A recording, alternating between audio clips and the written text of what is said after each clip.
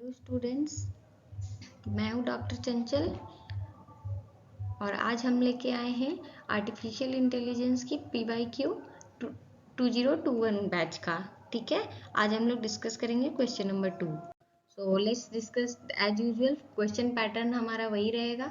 9 questions रहते हैं जिसमें से 5 अटेम्प्ट करने होते हैं। पहले क्वेश्चन को कंपलसरी होता है ऑब्जेक्टिव टाइप को, और दूसरा से 9 क्वेश्चन के बीच में हमको 4 अटेम्प्ट करने हैं जिसमें टोटल 3 आवर्स है। ठीक है, तो let's discuss first question, question number 2, जिसके ए पार्ट में है what is the role of reasoning in AI, how is predicate logic used in AI to represent knowledge.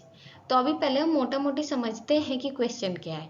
Question में ये पूछ रहा है कि रीजनिंग का रोल क्या है आर्टिफिशियल इंटेलिजेंस में, एंड नॉलेज को रिप्रेजेंट करने के लिए प्रेडिकेट लॉजिक का कैसे इस्तेमाल करते हैं। तो अभी या तो हम क्या करें कि सीधे 3-4 पॉइंट में लिख दें कि रीजनिंग का ये काम है AI में, या फिर थोड़ा सा पहले रीजनिंग के बारे में लिख देंगे, फिर वो एग्जैक्टली क्या काम करता है ये लिख देते हैं, कुछ एग्जांपल्स के थ्रू इसको समझा देते हैं। तो अभी मैंने वो किया है। तो रीजनिंग किसको कहते हैं, तो हमारे पास कुछ भी, अभी हम लोग कहते हैं ना कि अपना पर्सनल रीजनिंग लगाना है, चाहे जो बच्चे जनरल कंपटीशन का देखते होंगे तो वो देखते होंगे कि उसमें एक रीजनिंग सेक्शन होता है। उसमें क्या है कि कुछ फैक्ट्स दिए रहते हैं, उसके बेसिस पे हमको कुछ इन्फर करना होता है। तो एग्जैक्टली वही रीजनिंग यहाँ भी है। यहाँ पे है कि it is a way to infer facts from existing data. ठीक है, it refers to the process of using information to draw conclusion, make decisions and solve problems. और इसको एक दूसरी भाषा में ये भी कह सकते हैं कि mental process of deriving logical conclusion and making predictions. ठीक है, तो AI और इसके जितने भी सब फील्ड्स है जैसे कि machine learning, deep learning, NLP, ये सब में ना रीजनिंग के पे रिलाई करता है। ठीक है, ताकि वो नॉलेज को रिप्रेजेंट कर सके जिससे कि मशीन हमारा ह्यूमन टाइप का ऑपरेशन परफॉर्म करे। ठीक है, it in AI reasoning enables machine to think rationally and perform human like function. ठीक है, AI में रीजनिंग क्या होता है कि इंटेलिजेंट सिस्टम बिल्ड करने में मदद करता है जिससे कि ह्यूमन थिंकिंग को डेवलप किया जा सके। और इसका एक और ये भी है कि in AI we require reasoning to perform, जैसे कि ह्यूमन ब्रेन करता है ना, उसको एग्जैक्टली वैसा करने के लिए हमको AI को रीजनिंग देना जरूरी है। जैसे इसका एग्जाम्पल है एलेक्सा, वॉल्फ्राम अल्फा। ठीक है, तो ये सब AI बेस्ड असिस्टेंट हैं जो ह्यूमंस को असिस्टेंट प्रोवाइड करते हैं और ये लोग रीजनिंग का इस्तेमाल करते हैं।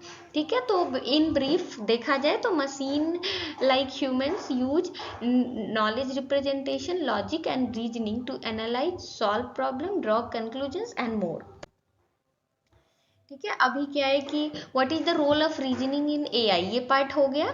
अब हम लोग आते हैं कि how is predicate logic used in AI to represent knowledge. तो AI क्या है कि एक मशीन है, हमको उसको ढेर सारे नॉलेज को फीड करना है। उसके लिए क्या करना होगा कि कुछ ना कुछ वे निकालना पड़ेगा जिससे एग्जिस्टिंग फैक्ट्स को मशीन में दिया जा सके। तो इसके लिए प्रेडिकेट लॉजिक इस्तेमाल किया जाता है, जिसमें कि क्या होता है कि it is a formal system for expressing statements about the world using symbols and logical operators. ठीक है, इसमें लॉजिकल ऑपरेटर क्या क्या, एंड, और, नॉट। और इसका जनरली यूज किया जाता है AI में because it allows for representation of complex relationship between objects and events. तो AI सिस्टम यूज करता है प्रेडिकेट लॉजिक को to represent and reason about knowledge in a formal and structured way. It enables AI system to make more accurate prediction and decisions to solve complex problems that would be difficult or impossible for humans to tackle on their own. एक example से समझेंगे। In predicate logic we can express the statement all humans are mortal using quantifiers and predicates. Let's assign a variable to represent individuals and define the predicates accurately accordingly. तो x is a human को HX मान लेते हैं, x is mortal को MX मान लेते हैं। तो ऑल ह्यूमंस आर मोर्टल है, तो for all x HX implication MX। तो इसमें क्या है कि फॉर ऑल एक्स वो जो उल्टा करके A दिया हुआ है ना, उसको हम लोग फॉर ऑल समझते हैं। तो for all x if x is human है तो वो मॉर्टल भी होगा। इन दिस वे नॉलेज को हम लोग AI नॉलेज को प्रेडिकेट लॉजिक का इस्तेमाल करके AI में रिप्रेजेंट करते हैं। अभी second question, describe augmented grammar used in natural language processing. तो ऑगमेंटेड ग्रामर क्या होता है? तो ऑगमेंटेड ग्रामर क्या होता है कि जो हमारा ग्रामर पहले से पढ़े हुए हैं ना, जैसे कॉन्टेक्स्ट फ्री ग्रामर पढ़े हैं, रेगुलर ग्रामर पढ़े हैं, ठीक है। तो ऑगमेंटेड ग्रामर क्या होता है कि जो हमारा एग्जिस्टिंग ग्रामर है उसके साथ हम उसको कुछ different different other additional features दे दे, एडिशनल रूल्स दे दे, ठीक है। जैसे आप लोगों ने कंपाइलर में पढ़ा होगा कि सिंटेक्स डायरेक्टेड ट्री वगैरह पढ़ते थे ना, तो वैसे ही हम ग्रामर में क्या करें कि एडिशनल फीचर और रूल्स दे देंगे। तो इसका यूज किया जाता है वेरियस एनएलपी टास्क में, जैसे सिंटैक्टिक पार्सिंग हो गया, सिमेंटिक पार्सिंग, इंफॉर्मेशन एक्सट्रैक्शन।